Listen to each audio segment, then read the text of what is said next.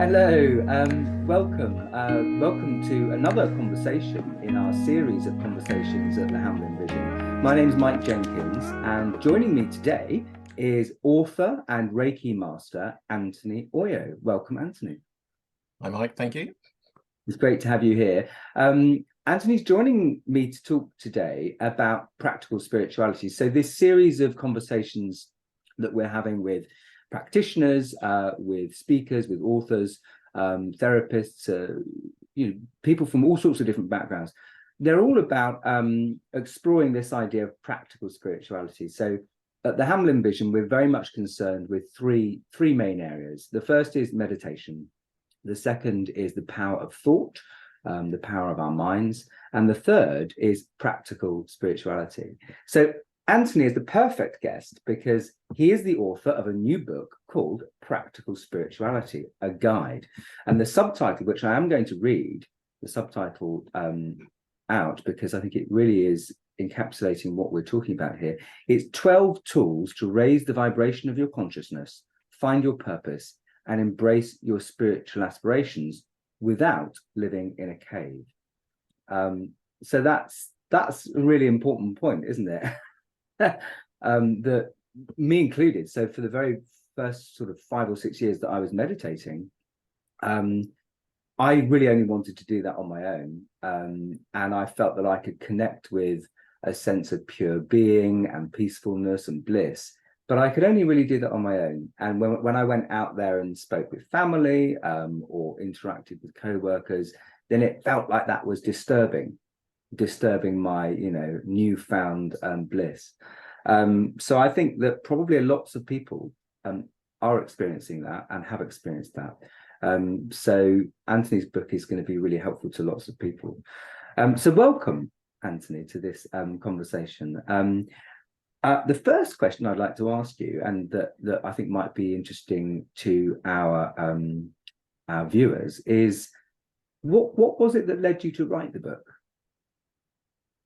Okay, well, thanks, Mike, and thanks again for this opportunity. It's great to be able to have this conversation with you and Hamblin Vision. I've been involved with the Hamblin in its earlier guys for probably about 3 years now, talking about this subject, offering Reiki healing and training at the center and that continues now with the Green Door. And the book comes at the end of a 30-year, well, not the end, I suppose, the next stage of a 30-year journey, the next chapter, which began with my own spiritual awakening, which began in a rather humble bedsit in Derby when I just finished my engineering degree and just graduated. And my neighbor was a crop circle researcher, and he went on to do great things in the world of crop circle. But anyway, he introduced me to this book called The Only Planet of Choice.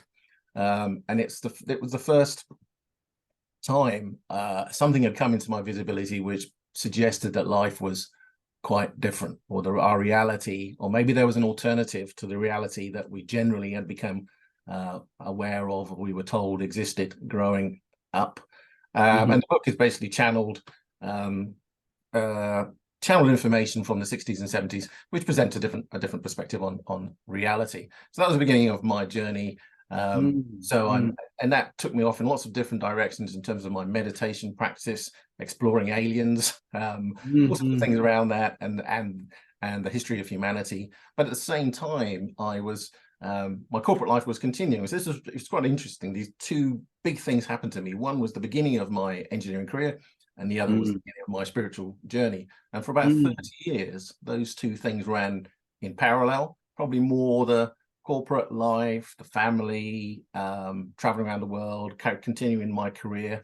But at the same time, my spirituality was sort of had moments when where I had a lot of input, if you like, or big step forward, say my meditation practice, for instance, or visiting special energy places like Stonehenge when I was in the days when you could actually hire it. I remember hiring Stonehenge on a Friday night, just 3 or 4 of us going and touching the stones and getting a buzz of energy from the stones, which was fantastic. And then lots of life, big life events that happened, all of which led to about 30 years later, where I feel that the universe basically said, okay, so you've been doing these two things for the last 30 years. you're in your late 40s now. You need to have some conversations with yourself now about what this means. Either, and I wasn't happy, and I suppose that's key point in this. Either continue in this way, find a way to make this work for you, or bring them together and do one thing.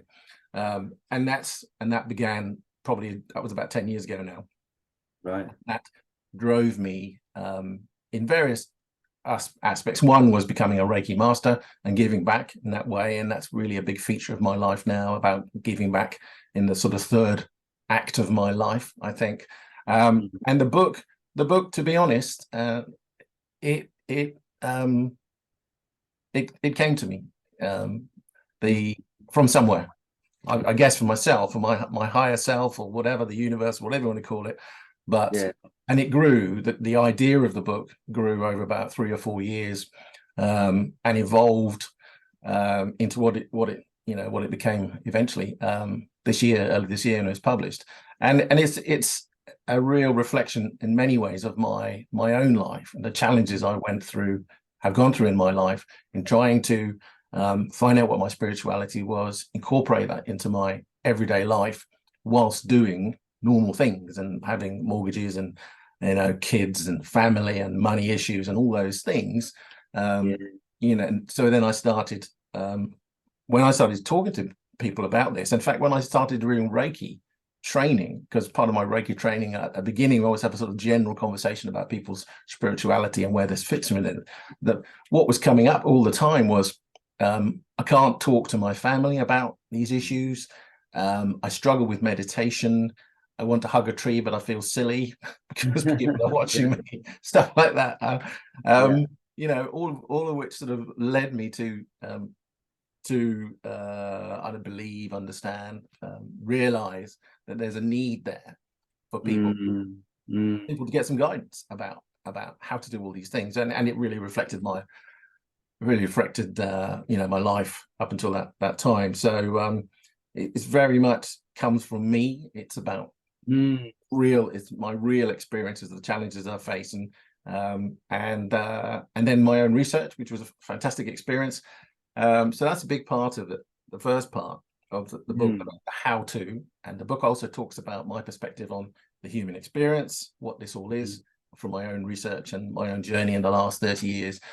But then the sort of the added part to the book are these 12 fantastic stories, which came from people I knew, other Reiki healers and family and friends, about their own spiritual journey and their own spiritual challenges in practical spirituality and how they overcame them. The stories I love them. I think they're really powerful, and I made a point with the editor not to edit their stories, because I think there's a real energy about the journey they went through to write the story and to deliver that directly to the reader. So when you read the stories, you're getting it pure, if you like, because it's an energy transfer between them and you. And I think many people who've read the book already, really resonate with those stories, because they're just everyday people. They're not superstars or celebrities. These are the things we did. These are the challenges we had. And there's a really, really powerful aspects of some of the stories, and quite moving. In fact, one of them, actually, when we talk about connection with family, and family not understanding what you're about in terms of your spirituality and what that's actually about, and someone who made the decision, in order to move on with her life, to create some separation from her own family because of that. And that's quite a young person, actually, and that's very, very powerful and painful, in fact, as well. I can imagine that. That sounds fantastic. And I think that when I've read books that are so either describing a person's experience, an ordinary person's experience, or they have questions and answers, like from people who've gone to a long-term meeting, I always find it so helpful, because there can be this sort of projection when we're reading books, or when we are looking to somebody we think of as a guide, is that we can tend to project onto that person that they've reached a place that is not necessarily available to us, or that they are very special in some way. So I think that's a really great idea. I hadn't quite realized that you had those 12 stories, those 12 testimonies from regular people. And I think that's really important for anybody who's beginning to live a more spiritual life, to see that actually this isn't just for authors and speakers and people who are going on some kind of, like, you know, event circuit tour, and people with websites and YouTube channels, but actually ordinary everyday people are exploring these tools, putting them into practice and seeing how it works in their life. So I think that's really sounds like a really powerful part I think of the book. I did have one thought when you were talking about the beginning of your journey. So when you'd finished your engineering degree and you were just beginning your spiritual journey, was there anything in particular that sparked that? Were you suffering in any way? Was it a case of, oh, I'm interested in this because I've read this book and this is a bit unusual? No, it's just very strange. Just this guy next door, and he was a bit weird. He was a bit odd, very different to me, very different background. He'd been abducted by aliens, he said. You know, he had this whole backstory about a life that couldn't have been any different to my own. But he was fascinating, and we got on really well. And I think it was definitely synchronicity. You know, it was meant to happen. That was meant to happen. Yes.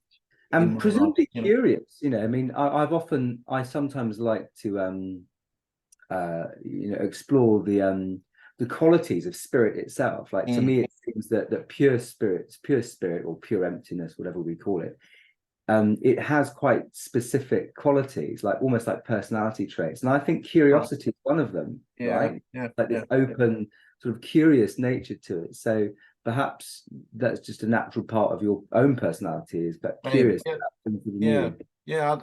I mean, I think probably for a lot of people, and I think about my own kids now, we're in the 20 and 22, and you know, they kind of for a lot of people, and this was certainly the case 30 years ago when I was going through the process, there's the kind of the treadmill of school and university, and you're just doing it, and you're doing it because this system told you to, this is what you do, generally speaking. And you know, and I had lots of jobs, so I was quite focused on all of that, on education and the next step, and money, to be honest.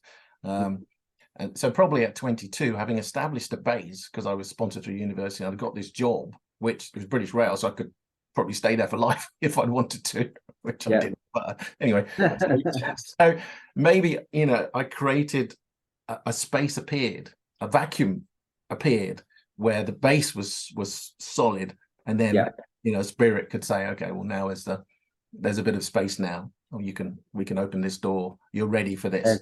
You needed to do that other stuff. And this is something I talk about in the book, about your point of reference, that first 18 years or so, when you're not really in control of what happens to your life, which I think is defined and pre-birth, and it sets the themes up for your life, or helps set the themes up. It sets who you are, you know, who you believe yourself to be, based on your ethnicity and where you were born and when you were born, the era you were born, and your gender identity and your sexuality, etc. And then from that point on, when you start to have choices about what you do in your life, you've got this point of reference about who you think you are. And then the challenge then, and I think this is one of the big themes of life, is how you get on with everyone else. So I think that's one of the big points of life, you know, and is the 7.6 billion other people who all have a unique, different perspective on life. And, you know, Mother Earth, Gaia, will do her thing, I think, you know, basically. So the only other story is us, and how we get on with everyone else. No, I agree. So maybe from my own perspective, so my base was set at 22, and then okay, well, now it's time to expand my consciousness and my awareness of what's out there. Yes, I don't think I was curious, but I don't remember in my teens really exploring this coming into my visibility. You know, I really don't. I'd like to say I did, but no, I think it really then it took off in a massive way. You know, and then I was both obsessed by being the desire to be abducted by aliens, and then, you know, scared witless that I might be abducted by aliens.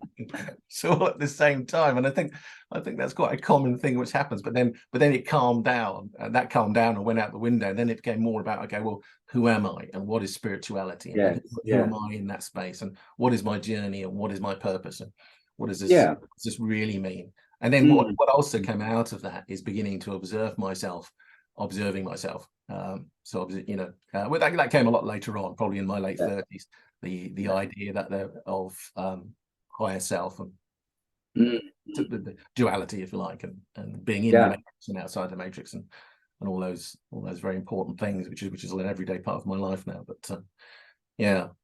No, I think that's quite common, that sense of because in a way, you know, an interest in something that's very fantastical, like aliens, or, you know, past lives, or things that really you know, they're not every day.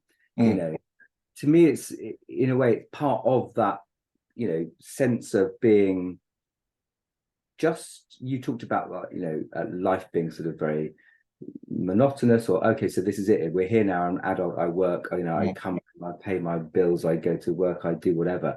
So in a way, it's almost like, well, an interest in something that's not here, you know, I think is actually quite common, in a sense of looking for something a bit more stimulating or unusual.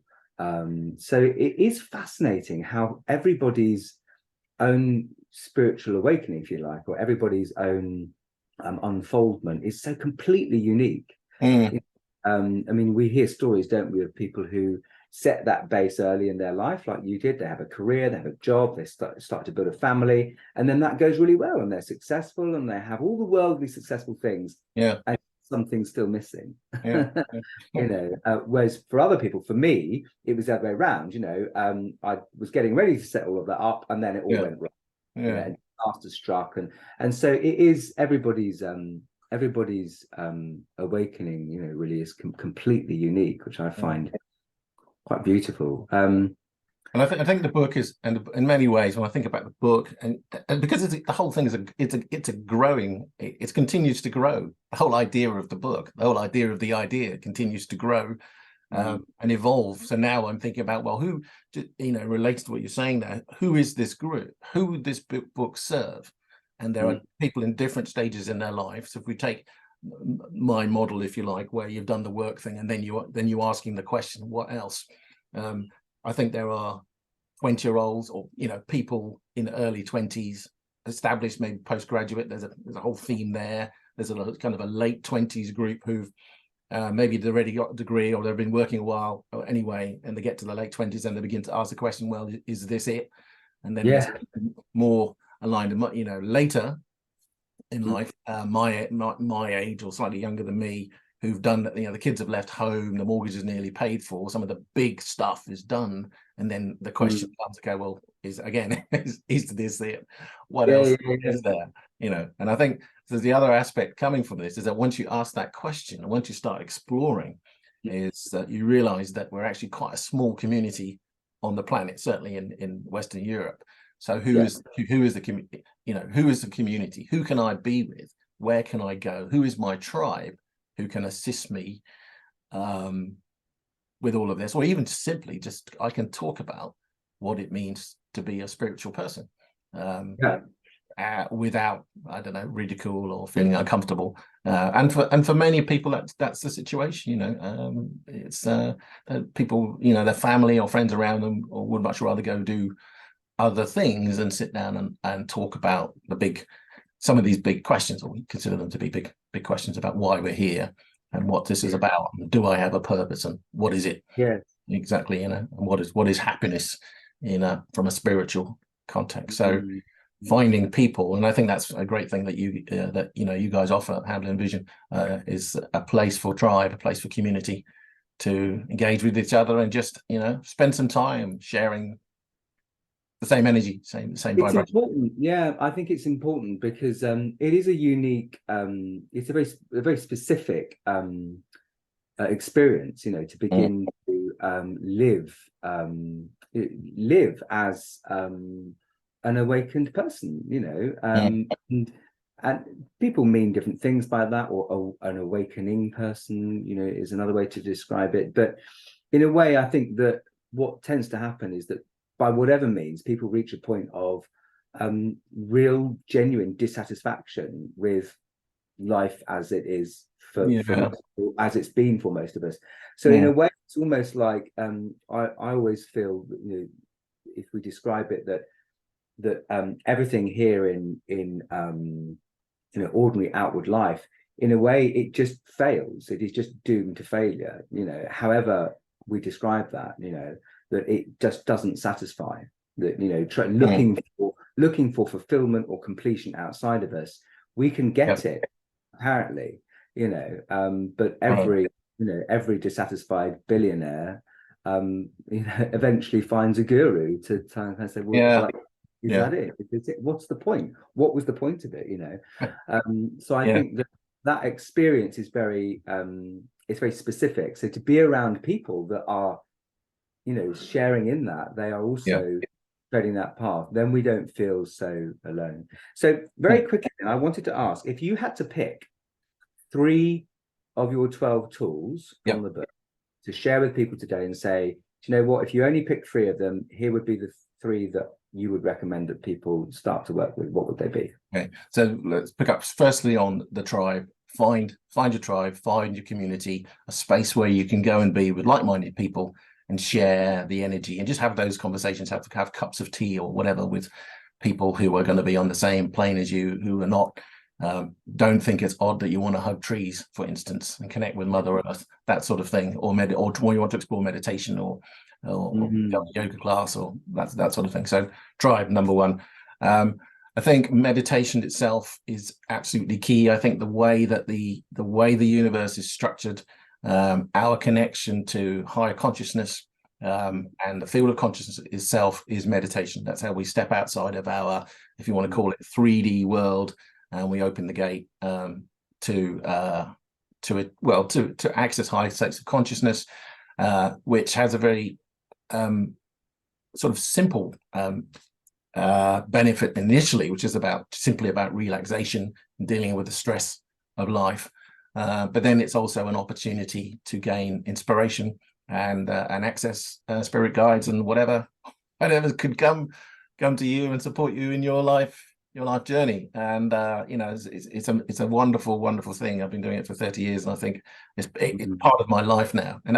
But it took practice. And I think when I teach meditation, one thing comes across, you have to practice. It's not actually easy. So I teach a class called Meditation Made Easy every other Sunday, and because and we address the reality that there isn't an easy route, but there's a reason for that, and there's a reason it's called meditation practice.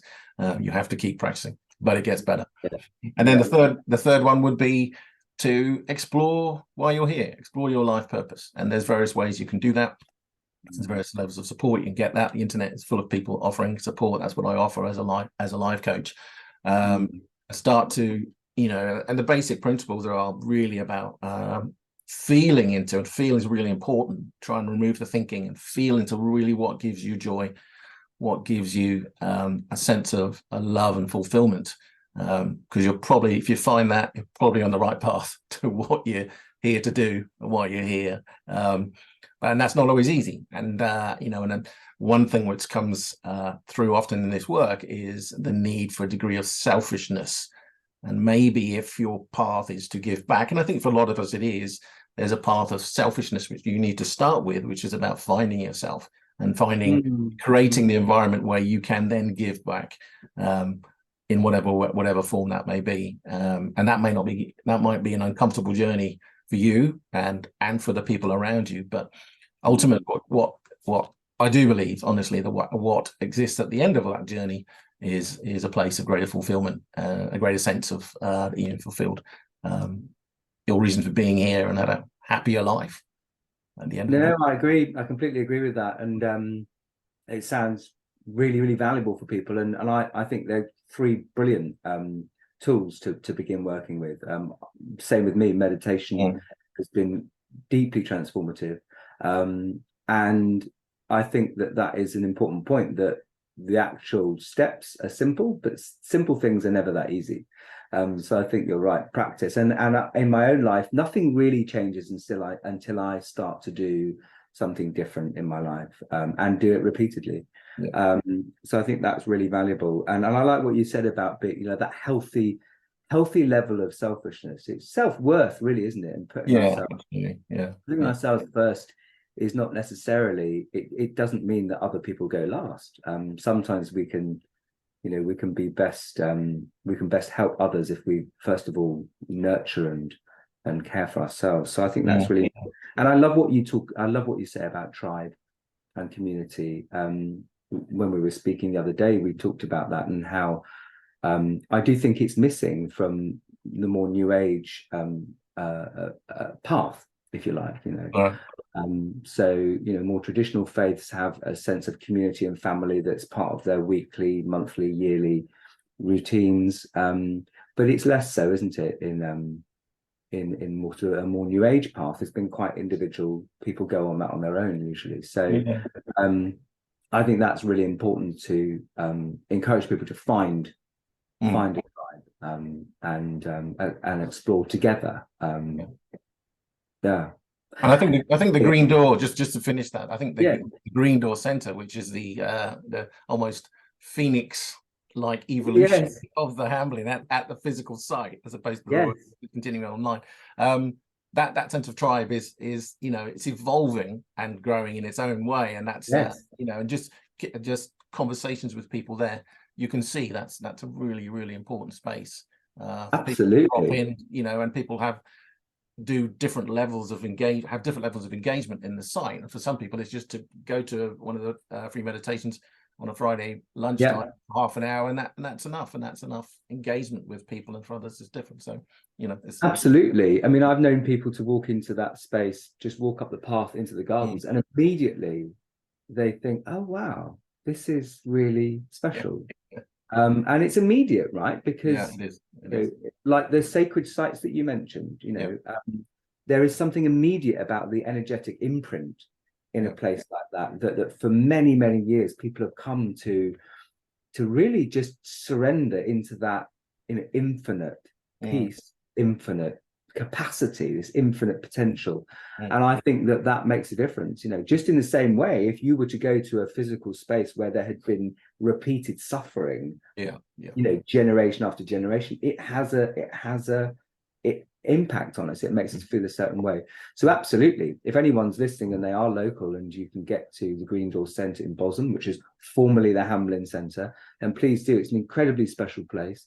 And the work that they're doing there is very, very important, bringing people together, new communities, new generations. And similarly, us at the Hamblin Vision, we're primarily now an online enterprise, but we also meet in person, often at the Green Door Centre, but in other spaces too. And we hold regular Zoom meditations and meetings. In fact, Anthony will be in the new year leading a Zoom workshop for us. So if you'd like to explore some of the tools that Anthony's talking about and find ways that you can live a practical spiritual life, then I encourage you to book onto that. And please, so your website, just tell us the name of the website. So the website is called consciousnessawaken.org. And again, an idea which came from inside and from above is an idea. It's a center of a resource center, really, where people can go and access ideas around practical spirituality, places to visit. I do reviews. I went to Glastonbury a couple of weeks ago and I posted my review of being up in the wind and the rain up on the tour, but also some practical things about where to stay and some of my little things, some of my experience of going to places like that. And there's one to come on Avebury and West Kennet Barrow, which is quite close by. Very ancient, really important energy sites that we were talking about. But the site's also a place to find information on other healers and other courses and retreats. And connect with other people. That might come later, but at the moment it's a place for you to go and find out information that can help you on your journey. Fantastic. And the address again is consciousnessawaken.org. consciousnessawaken.org. consciousnessawaken.org. So check it out, everybody. There'll probably be a link in the description of this video. But Anthony, thanks so much for joining me. It's lovely to talk to you as ever. And yeah, look forward to hosting your workshop in the new year. Great stuff. Thanks, Mike. Thanks so much. Bye-bye. Bye-bye. Bye.